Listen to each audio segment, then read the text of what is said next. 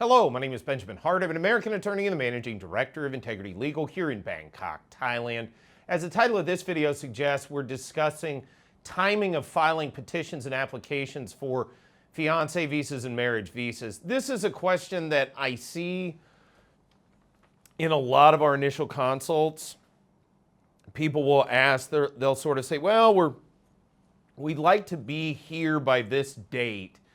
And one of the first things I try to disabuse folks of is having any type of notional,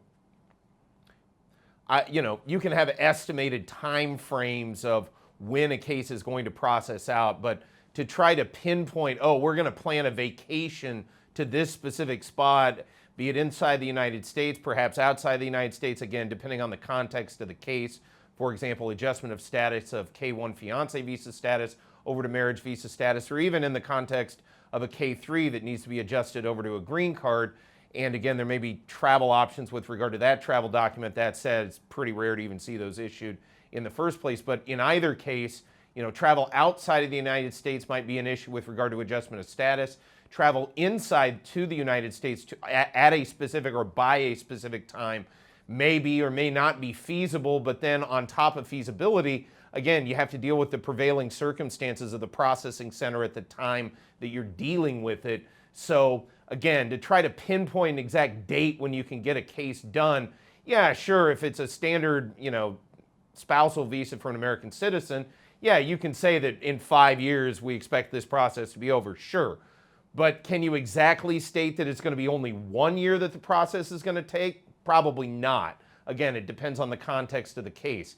Meanwhile, again, this then factors in and people are trying to make decisions about when to file. I end up usually saying what I say in the vast majority of cases. Again, there may be some infinitesimally small percentage of cases where this might not apply, but for the vast majority of cases that I deal with, look, just get the case on file. Get the thing filed, get it in the hopper, as it were, get it receipted in to the Department of Homeland Security and get it processed and through.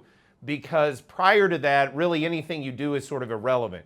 I've also told people over time, there are ways to slow down a case, but speeding one up, yeah, that's just not going to be possible. So generally speaking, as a rule of thumb, it's a good idea to get a case on file sooner rather than later, regardless of future plans. Now, again, that said, not every case that's going to be the correct answer. So those who may have some concerns, may not be a terrible idea to contact a legal professional, gain some insight and guidance into how best to proceed.